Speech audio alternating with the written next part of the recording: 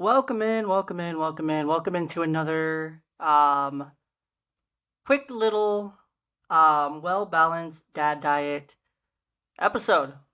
So, it's been a few weeks. I'm a little behind, so I'm going to content up during the 4th of July weekend to get us caught up and to jump back into the well-balanced dad diet where we left off. Things have been kind of crazy the last few weeks. A lot of great things have happened. And so life's just been a little crazy, but in all the best ways. So, part six is kind of where we left off. We left off at long term mindset, I believe was the last one that we had on here. Nope, that was the last one we talked about was long term mindset, which means we were halfway through, and now we're moving on to eliminating excuses, which super important. Also, if you want to just skip the waiting, skip me getting all these recorded and out over the next week or so, all of the Well Balanced Dad Diet pieces are on the website live right now. Ballboymedia.com, ballboyblog.com. They're all there.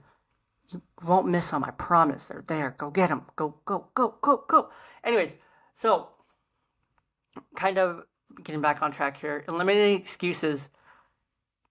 I've made a bunch of excuses last month or so. I've put off recordings. I've missed recordings. I've missed the gym. I've been so caught up in life and work and other things that it's just distracted me. So this is kind of ironic. And I remember while I was writing this one specifically, I was so tired. I needed to work out. I had work. My kids were being difficult. I was telling myself I had some writer's block. Um, my oldest daughter kept asking me to help write it, and felt like everything was trying to keep me from pressing the keys and getting this done. I questioned a lot of kind of where I wanted to go with this piece in general, this topic of eliminating excuses and how to kind of get there. And it took me about 4 days, legit 4 days, where I would open my computer, do other things, see the tab open for this piece on Grammarly, and I would ignore it. Why? I was doing this for days on end. I had no excuses to write. I had the time, but I was just putting it in other places. And I might be the one writing and talking about the well balanced dad diet at the end of the day. However, I'm human. I'm just like you. There's nothing better about me that's not already great about you as well. We're on this journey together. And I should have been taking my own advice, whether it was putting in 20%, 78%, or even 100%, or somewhere in between. And I wasn't taking that advice. And it's okay because you have to work through the excuses and you have to work through those hard times when you feel down and like you just can't. The days, the excuses, they pile up. And the first thing we have to do is we have to just we have to attack that laundry pile. Like I literally have a laundry pile behind me and I'm packing, moving. It's just a mess. So just pretend like you don't see this right here. Anyways, um, everything's kind of just all over the place. Um, the chores, they have to get done. You kind of just have to start getting them done. You have to start small. So I started with chores, changing the sheets, going to work, throwing some extra social media posts in and making lists. Started making a lot of lists so I can practice when I'm preaching, essentially. The first realization that I had about doing this and when we're eliminating excuses is that we often feel alone and feel that people honestly don't care about us, what we say, what we do. So we choose to be alone, not talk to others, and now show up when in reality, we're not alone. Ever. We always have our sense of self love. We have our friends, our family, our kids, those we have chosen to have in our lives and they're there for us. And they do care for us. If they didn't, they wouldn't have stuck around this long. So don't give up on yourself because you bring value to this world that we're in and you're worth your weight in gold to those who genuinely care about you. Again, kind of going back to something we touched on earlier, put your time, energy, and your fucks into where they truly belong. Don't put them into places where they're not reciprocated, I guess. Backtracking again, kind of building on some of these concepts, continuing to build, is talking about the brainstorming and blueprinting blue storming, I guess you could say. And I had so much support working through this well balanced dad diet from my friends, my mates, my brother, so many people I've mentioned along the way. It led me to my second realization here, and that you have a support system. I have a support system. You do. We all have a support system. It could be one key person, it could be work friends, it could be family, it could be friends from your childhood at different points. Honestly, it doesn't matter because it's there. You have to realize it's there for you. However, as part of this, you have to be willing to trust, rely on, and open up to people who, when you need that support, and you can't just make these excuses. If you're struggling, call your mates, lean on your support system, and start making those steps. Taking, you know what I mean. Take those steps, make those steps, whichever. And honestly, once again, take it from the divorce guy. Take it from the man who didn't do these things. Take it from my buddies Brad and Brig, who were guests on the podcast and are the co-hosts of the Baseball Together podcast, as an example of people who currently do this. The best way to eliminate excuses in your relationship with your partner is to commit to being a team. Teammates don't make excuses for why they didn't win the game. They don't make excuses for poor performances. They take ownership, offer support, love, and a sense of belonging to their teammates. They smack each other on the butt, lift their chins up when they fail, and are there through the adversity and communicate about all the things, big or small. And I feel like that analogy of teammates, co-hosts, those dynamics, relationships, partnerships, whatever, is you have to be there for each other. You have to support each other. You have to work together. You have to work together on all these things. So if you aren't working together on all these things, then guess what?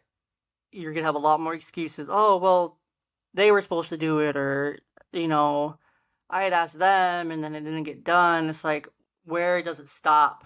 The buck has to stop somewhere. Is it going to stop with you? Is it going to stop with me? Is it going to stop with us? Is it going to stop with my parenting? Like, where is the breakdown? You have to ask yourself why. Why is stuff not happening? What's falling through? Take that accountability that you have to take for yourself to be at the top of, the home, especially for you dads that are single dads. You are the top of your home. It starts and ends with you as a father. You have to know that you're the top. It's going to start and stop with you. You set the tone emotionally, physically, mentally, emotionally, spiritually, everything. You're setting the tone for your children. You're setting the example for my dads or daughters out there. You're setting the example of what a good man is. You're setting the example here. Stop making those damn excuses for why you can't be the best man you can be. Stop making those excuses why you can't be the best father you can be. Stop making those excuses why you can't be the best partner you can be. Get out of your fucking pity party and go get your shit together. Go to the gym. Go work out. Go get therapy. Go do what you have to do to be the best version of you possible for your children. If you're not going to do it for yourself, do it for your children.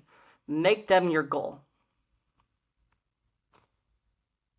Because if you're not willing to commit to something, you're going to commit to nothing. And I'm telling you, it's going to be a whole lot harder when you don't commit to anything and you're trying to make up for lost time. Because if you didn't realize it, 75% of the time we're going to spend with our kids in their lifetime is by the time they're age 12. I was 6-year-old.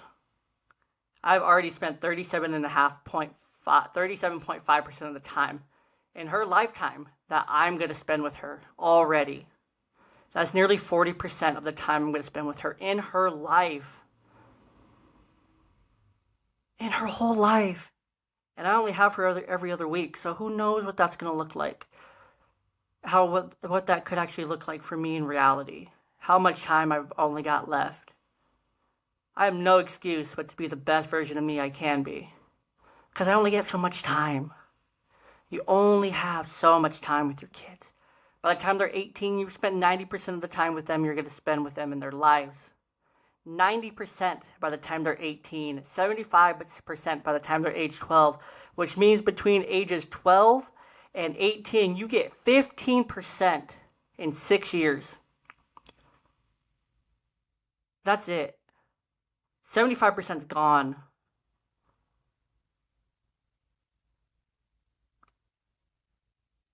Let that sink in.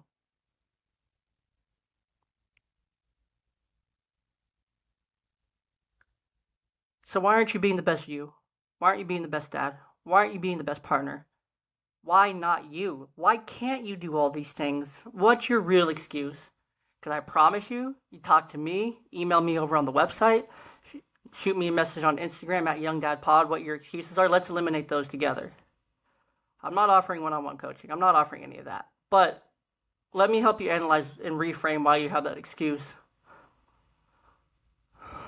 Why can't you do these things already? You already give so much to other people. I know you. I'm telling you, you already give so much of yourself already freely.